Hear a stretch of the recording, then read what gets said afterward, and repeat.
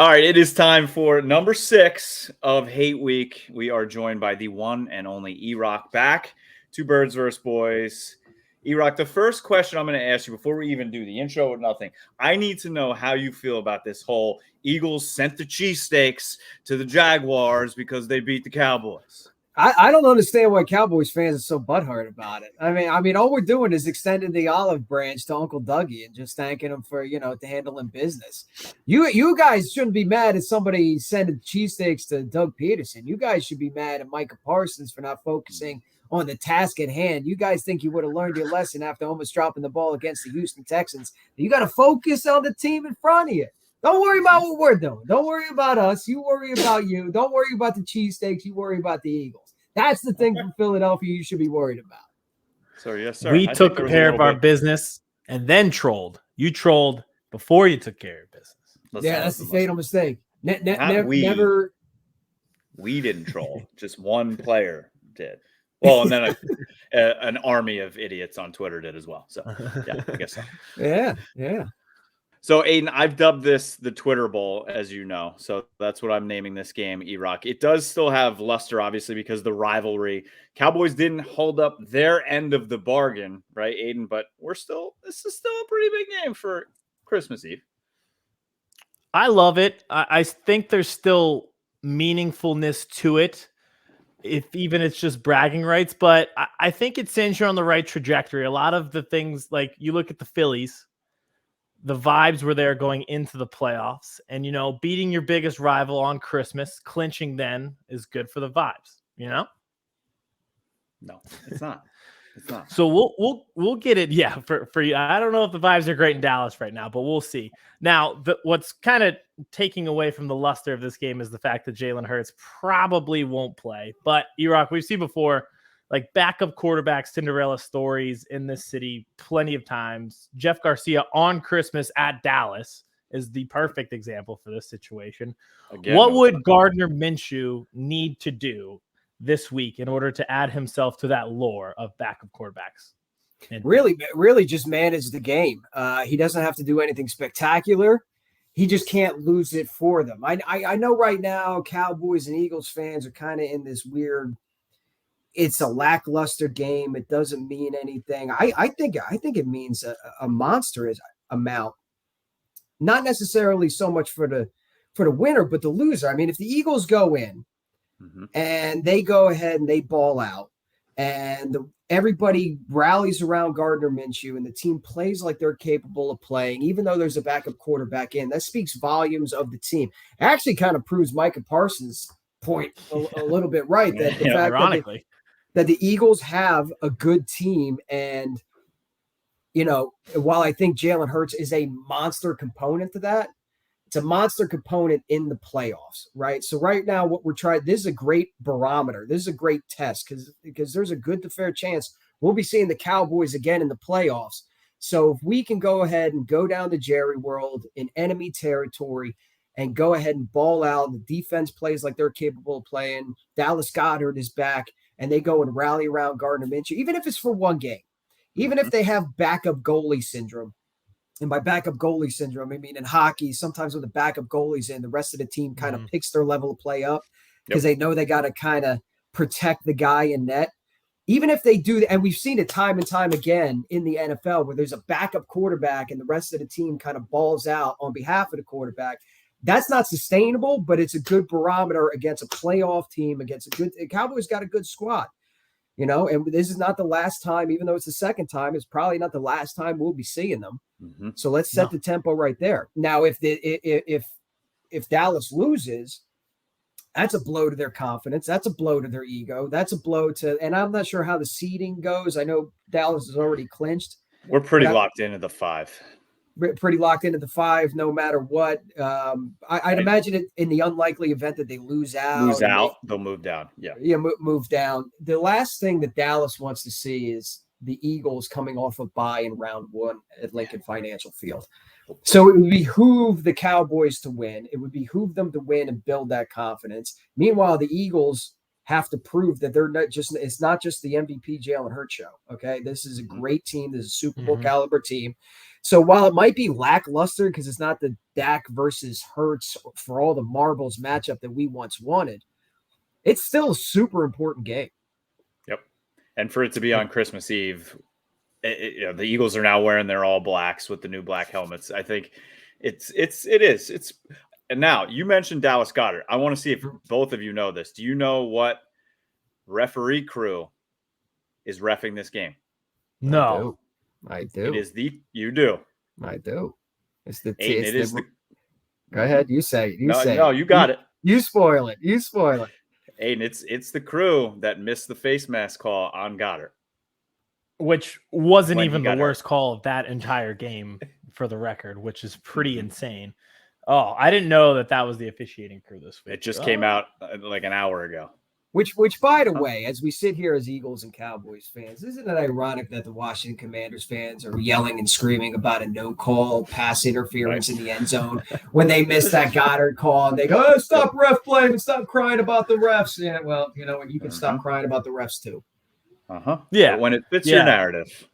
Yeah, and it's kind of like a hit or miss thing with the Brandon Graham. Like, yeah, he slid into him, but it wasn't like he was doing anything malicious. It's a roughing the passer that pretty much effectively ends the game. And now, then they're complaining about calls at a game where they scored 12 points. Yeah, okay, yeah. No, it was the refs. It wasn't you. It was the refs. Yeah. Sure. Yeah. It wasn't that you let Saquon Barkley go insane on the last drive and run for 41 yards in 3 straight runs. No, it wasn't that. It wasn't that at all. It was just that one single play. All right, so we had Joe Castro on from the Philly pod, and he kind of said that he's not very scared of Dak anymore. It's not like that Dak allure. Do you agree with that? And how do you think, or how do you want, I should say, because I keep saying this because usually the Eagles defense don't play how people want them to with their coordinator. But how do you want this Eagles defense to attack this Cowboys offense that has scored 27 or more in 7 straight games? So they are moving the ball and they are scoring points. Dak's a good quarterback. I mean, would I want him necessarily in the playoffs with the game on the line, with a game-winning drive? Absolutely not. But you take a look at Dak's complete career, and I mean, he is a good quarterback that you cannot take lightly. The Dallas Cowboys, it's not like, when you talk about the Eagles defense, it's not like when we were playing the Bears and, okay, you just got to maintain that lane integrity against Justin Fields. It's not like, against the Tennessee Titans where you just got to shut down the run game and dare them to pass. Dallas can beat you a number of ways. Zeke's still churning up. Zeke's still eating. The wide receivers are dangerous. The tight end's good, and the quarterback's good. It's a lot, and Tony Pollard too. It's a lot of ways in the same position that the Eagles are in. If you want to play the wide receivers, all right, Miles Sanders is going to have himself a day. If you want to double AJ Brown, Smitty's going to eat. Goddard's going to eat. And if you're not paying attention to anything, now it's not going to be Hurts, but he'll make you pay in the run game. So the Eagles defense just needs to stay disciplined. They need to not play soft. They need to really kind of keep this Eagles team in the game and put the ball in the offense's hand. Because I got a feeling with Gardner Minshew, as much as I think he is capable of going down there and getting a W, they need to get the ball in his hands as much as possible and with a short field. Totally agree. And just real quick, I know you tweeted about this too, is just the game plan last week. They pretty much played as if they were playing in a climate-controlled dome instead of 20 degrees and windy. Now they're playing in this dome. Do you think they're as aggressive, even with Gardner Minshew? Maybe not as many deep shots, but still that like air raid kind of offense? Or do you think like just get the ball out of his hands quick, let him cook? Or do you think more emphasis on the run? Does Gardner Minshew make this coaching staff adjust naturally? Well, I don't know if I can curse on this podcast, but don't. Oh, yes, you can. Don't even get me fucking started on the game plan last week. It was the most egregious, atrocious, unconscionable thing to have Jalen Hurts against a 3-win Chicago Bears team with as talented of a roster as they have, with first 1,000-yard receiver since 1,000-yard rusher since LaShawn McCoy, trying to get his bag on a contract year, to have him running and putting him in position where he can take the kind of shots that he took, and ultimately led to him likely he's going to be out. He's going to be out. He's not playing this game. He's going to be out. With Gardner, you just can't run the same offense. You simply can't. So what I'm expecting from Gardner Minshew or Nick Sirianni and Shane Steichen putting in forth through Gardner Minshew is just a high percentage throw. I don't know if he has the same arm as Jalen Hurts, which is kind of ironic, right? Because last year we were talking about Jalen Hurts' arm and the long ball and the deep ball. When's the last time we said he underthrew somebody? I digress. Nevertheless, Gardner Minshew is just going to have to be high percentage throws, lean on your run game, put the ball in your playmakers' hands. This offense was designed for Yak. AJ Brown, Yak, Smitty, Yak, Goddard, Yak, Miles, Yak. So you don't have to go the long ball. All right. You don't have to do air yards in this game. Put it in the playmakers' hands. Let them get the Yak. And what are the Dallas Cowboys cornerbacks bad at? Tackling. Diggs, Everything. Not a good tackler. Yeah. Bland is probably their best tackler. But I keep saying too, okay, Seven's there. Diggs, Bland's playing pretty well. Who's over here? Whoever that is, just throw it to them. Just throw it to whoever's on the right side of cornerback. I don't care if it's Brown, Pascal, Watkins, whoever it is, they're going to eat, like you said, because. Plus the high percentage throws, like get the ball out of your hand quickly. Like don't mess around with the Dallas Cowboys. We got a great offensive line. That's wonderful. Don't make it harder than it has to be. Don't overthink it. High percentage throws, get the ball in the receiver's hands. Diggs is a guy that'll bait you. He'll just bait you into making a mistake, bait you. He's almost a Asante Samuel-esque in that way, where he can't really tackle, but he's great at just baiting you into making the incorrect throw. High percentage throws, don't get cute. Play to your strengths. Let the offensive line pop off the ball, push them back, run the ball. 100%. I went back and watched the Jets-Eagles game from last year because I'm a sicko and just didn't have anything better to do with my time. And the utilization of Dallas Goedert in that game was perfect. So I hope they go back to that. And I'm glad you did that because, today I was thinking, I was trying to, because I was there.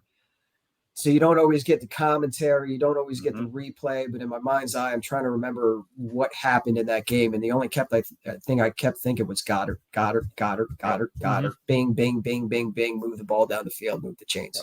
Yep. And they got it to him in a variety of different ways and even, aired it out a little bit with him too.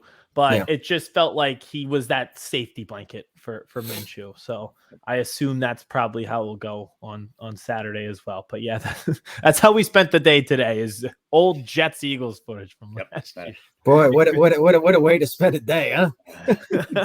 Watching the Jets, Jets. It's wonderful. Yeah, from last year too, even worse. All right, EROCK. So you mentioned being in the building. Oh, you want to go? I was going to say being in the building, pretty much. Okay. We have like a split fan base in terms of watching the show, listening and watching naturally because it's birds versus boys. But we get a lot of NFL fans in general who have never experienced a game in Philly. They've never gone. They've probably never even been to Philly in their lives. They've never been there once. You're there every game. You mentioned it before. Dallas doesn't want to see the Eagles in the divisional round. Explain to people who may not know why the 1 seed is so important to the Eagles. Well, why the 1 seed is so important to the Eagles, quite frankly, I think we're still having this guy down here talk about how many rings you got had we not had the 1 seed for the 2017 season. All right, you don't need to we know you Cowboys fans can count. Congratulations, you can count up to five. That's beautiful. Lincoln Financial Field is a hostile environment. It's a loud, ruckus crowd. We get off on, third down and false starts because the crowd noises I can't tell you. I can't count on one hand, 5 hands, 10, 100 hands, how many times I've seen that happen. It's a unique home field advantage just because it's as loud and as raucous and as rowdy as the crowd is. And maybe it's not so much, the opposing players who are jacked 200 plus pound dudes like shaking in their boots like, oh my God, the Eagles fans. But I think the team, the Eagles, feeds off of that as well. Yep. And that kind of energy, anytime you have that kind of boost around the home team, that adds another layer of just being dangerous in the playoffs. That's like that NFC Championship game when the Vikings were there and you just saw the atmosphere and everybody just said this Vikings team just doesn't have a chance because of how high the Eagles were from that atmosphere. Oh, yeah. You could just tell pregame. Oh, it was. I have nightmares, dreams and nightmares about that game. I see what you did there. See what I did? So you're in the building all the time. Away games, home games, except when you're sitting on the beach and you decide not to go to MetLife a couple weeks ago, but that's okay. So we've asked other people what their favorite moments in this rivalry is, but what's your favorite moment in this rivalry that you've actually been in the building for? So one of my earliest memories of an Eagles fan, and not that I was of the age where I could completely understand what was going on, but I was there for 4th and 1. And I remember just the building shaking. I didn't understand the whole thing. I was too young. You know, they ran the ball and then everyone cheered because we stopped them. And then there was something happened. I didn't know if it was a penalty, a timeout, the 2-minute war. I didn't know, but I know they stopped them again. And that was one of those, like, and you know, maybe I'm romanticizing and remembering one of those, like, you feel the building shake. I can remember when T.O. came back to Philadelphia. That was a special one because the tailgate was absolutely insane, and just the absolute hate and the vitriol and just the anger and the burning of the T.O. jerseys, and the T.O. dummies that they were slamming and running over T.O. jerseys and the whole thing. And when he was announced, I mean, there was such a hate for that guy, not only I was because in the building for that game. Were you? Yeah. So that was the Witten game, wasn't it? With his helmet popped off. I prefer to remember it as the Lido game. You can remember it however you want, dude. That was the Lido T.O. game.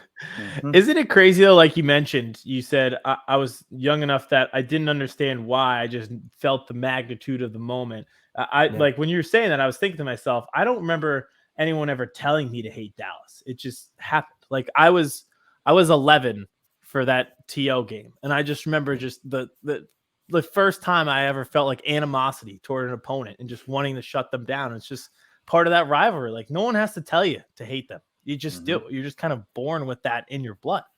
If you didn't know any better and you went to an Eagles game, and you went to an Eagles game, and you went to an Eagles game, and then you went to an Eagles Dallas game, you would go, "Oh, this is different. Oh, this is a different vibe." For me, I'm a little bit older. I'm 40 years old, so you know my growing up into the game, where you go from like just, hey, I'm just happy to be here, to actually trying to understand what's happening and the X's and O's and the rules and stuff like that, was during those, you know, Cowboys Super Bowl runs with the triplets. And it just chapped my ass. You know what I mean? So I remember, I agree with you. I didn't need to be told to hate Dallas, but it became very apparent. Like, we don't like these guys. They're in our division. They're the best. We can't seem to beat them. And just getting angry every Sunday when we play them. Would you agree to a lot of people that we've had on or have been saying that social media and Twitter has really kind of sparked the flame again and built this rivalry even higher in the last couple of years? I would say so, but you know, no disrespect. And usually when you say no disrespect, there's something disrespectful coming. Disrespectful. But your guys' fans on Twitter are morons. I mean, I've never seen a more can we say dick riding on the air? Can we say, you know, absolutely say whatever you want? Yeah. Just defending the silliest stats I've ever seen spit out, the silliest excuses, the silliest, you know, you want to talk about a fan base that just doesn't know how to take an L. You know what I mean? Just own it. Just own it, and they'll make excuses like they've been making excuses since it was the backup quarterback. That's what my message to Cowboys fans is: don't let the Eagles go down there on Christmas and beat you with a backup quarterback. I promise you, it's not going to be good. No, it's not. It's bad. That is bad for you if you let that happen. Because it's going to be, you know, all of a sudden we're going to take all of that dumb shit that we've been hearing all year. You ain't played nobody. It was a backup quarterback. You almost lost to the Colts. How many times do we have to hear about the Colts game, and then you lose in overtime to the Jags? I digress. But nevertheless, they absolutely do not want the Eagles to win this game. Aidan, do I hate Eagles fans or my own fan base more? To be fair, you do hate your own fan base more, and in agreement that on social media, like EROCK said, some of the things they just can't hold a loss. Like, just take accountability. And I have to follow fans from all over the NFL, so I'm in tune with the Giants fan base. If nothing more, I just like to gauge the temperature of them.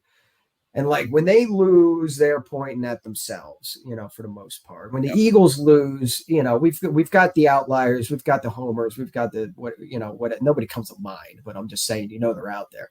But man, when the Cowboys lose, they just come out of woodwork. It's like the Excuse-O-Matic 3000. They're just pumping out hot, fresh excuses. Well, and over the last 3 years, I think a lot of that has unfortunately come from the head coach too, because he doesn't take accountability for when the team loses. And the player, you hear with the players too, it's the refs or the weather. No, I've never heard Mike McCarthy stand up there at the press conference after a game and say, we lost this game. It's always we lost because no. Yeah. And I think that bleeds into the fan base. I mean, speaking of that Washington game, to circle back around to that, one of my first tweets after the game was, I'm not going to ref blame. Was it a missed call? Yeah, it was a missed call. But what about all the rest of the shit? What about all the drop balls? What about all the turnovers? What about this? What about the third down conversion? You wouldn't have to even worry about that call had you not handled business. So there is a little bit of lack of accountability on the Cowboys. No disrespect. Yeah, listen, you got me on here. Every time I'm on here, dude, you take it, you give it, you take it, you give it. Like we're cool. I'm glad your baby made the right decision, putting up the blankets and went towards the birds. That was a smart decision on the baby because now it doesn't have to live life, just not knowing what a Super Bowl is going to be. That's true. Thank you. See how that plays back to you. See how that plays.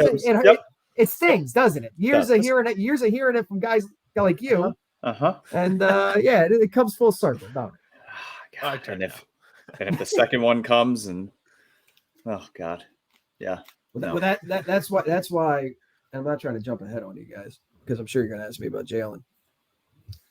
But that's why you absolutely positively can't have Jalen Hurts play this game. I don't care if he's even a little bit healthy. I don't care if if it was for all the marbles, if it was for, do or die here, I'm sure Jalen would be playing the game. But this is quite arguably in my heart in nostalgia wants to go back to the 2004 team and I stack it up and I go, no, this team's better.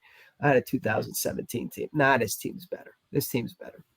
So we're playing the long game here. And I didn't mean to jump ahead there, but no, you're good. I think that's the most fair take, and I think everyone hopefully agrees that if this were a playoff game, he would play.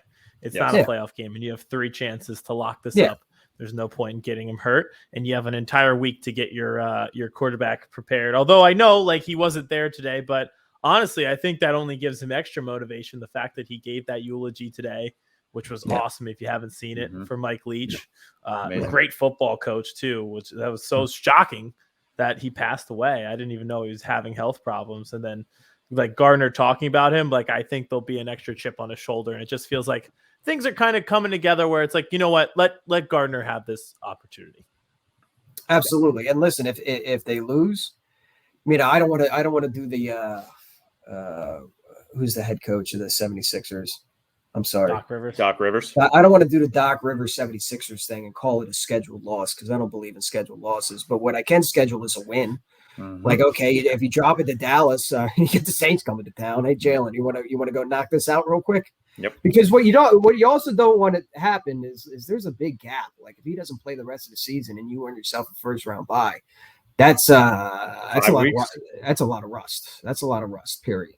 Which we don't need him shaking off in the playoffs. So I won't call it a scheduled loss, but in the event that it is, we can schedule a victory.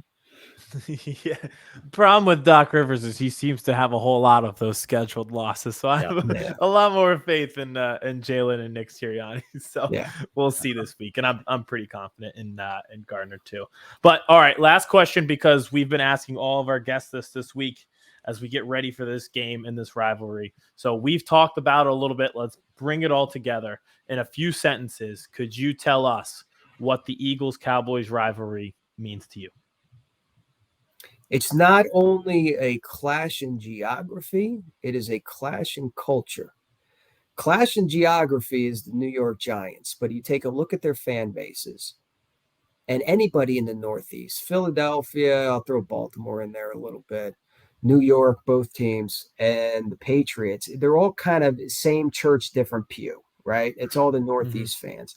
With the Dallas Cowboys rivalry, what it lacks in geography, it more than makes up foreign culture. You have this dirty, grimy, gritty, hardworking, lunch pail, Northeast, cold. Did I say dirty? I'll say dirty one more time just to emphasize it. City in Philadelphia. And then you have this annoyingly handsome, clean, glitz and glam sort of yeehaw cowboy boots, jeans, and a sport coat going to the game sort of fan base over there. You had a fan base that was used to winning. You had a fan base that was used to losing. There just couldn't be a bigger culture clash in the NFL, period. Like think Packers fans versus Tampa Bay fans. Okay, whatever. Let's pick another fan base. Let's go Patriots fans versus Vikings fan. Whatever, you know what I mean? Yep. But when it's Philadelphia and Dallas, there's just a culture clash between those two. You add that, you add the backgrounds, you add the history of the teams together. You add Dallas's one and the Eagles haven't up to the 17-18 season. That's what it means. It's more than just, we can almost identify with Giants fans. We can almost identify with Commanders fans because you're within driving distance. It's kind of same church, different pew. You Cowboys fans, we fucking hate you people. Like just as a general statement, just people like you. You know, we see some dude wandering around in a cowboy hat and cowboy boots. We're like, look at this jerk off. You know what I mean? Halloween was in October. You know what I mean? So that's what it means to us. That's what it means. Perfect answer. Yeah, honestly, I think I that's the best one we've gotten so far. Yeah, we've gotten some good ones. Oh, trust me, I've thought you can tell I've thought way too long and hard about this. But that's what makes it so good. Yeah. It's a perfect recipe. It's like, nah, that's why it's the best rivalry in sports. It really is. It is. And there's such hatred. There's a little bit of love, just like I love, but how do Dallas fans? Because I've seen conflicting things on Twitter. I've heard conflicting things. Okay, I think the Eagles Giants rivalry. I think that was voted number 1 on NFL Network, right? Yeah. So which makes sense, but you could argue even win that argument that it's against the Cowboys, depending on which era of Eagles fan you are, depending on what generation you are. But I've seen Cowboys fans talk about like, yo, bro, it ain't the Eagles. It's Washington. Is that true? I mean, in the grand scheme of things, I would rank it Dallas, Giants, Washington. So for me personally, growing up in Jersey and being married to an Eagles fan and now living outside of Philly, it's Philly hands down for me. It's not even close. But for Cowboys fans, I think a lot of them, it's the hatred in the moment. And it's the teams that are good then. Like now it's the Eagles are hatred because the Eagles are really good and they can compete now. Washington, when they were good, when Sean Taylor was beating up on us, and it was Washington. When the Giants were winning those 2 Super Bowls in the 2000s, it was the Giants. So it's such a wishy-washy fan base in general that I think it bleeds right into, we hate you today because you're mean, because you're good. That kind of thing. You don't like people stealing your shine. The Cowboys fans don't like anybody taking prime time away or them talking on between Skip and Shannon. They want the attention on all of them. And anybody, I can see that. Anybody trying to take their shine. I think that's why I hate them, like my fan base, because like I don't want them being talked about on First Take. Just shut up. I want to go to sleep. I don't want them on Sunday Night Football every week. No, just let's play at 1:00. It's fun. It's great. And it's over. So I don't know. I think I'm the anti-hero, as Taylor Swift would say, when it comes to the Cowboys. She's just trying to kill you because they think you left their money in the will, right? Yep. Yeah. Hey, I know that was the last question for me, but if you will indulge me, what did you when the Micah Parsons said what he said?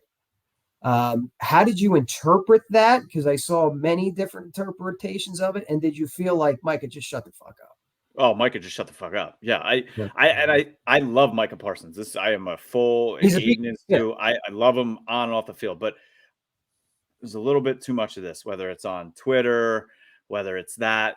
And I almost saw like, Von Miller was trying to like save him a little bit. Like, okay. But yeah, Yeah. I interpreted it like he knew what he was doing. He knew what he was saying. And he was just trying to poke the bear. Could he be right a little bit? Yeah, I think it was sort of a backhanded compliment, and the compliment was real. Like, the Eagles are a great team. They're the best team, I think, in the NFC.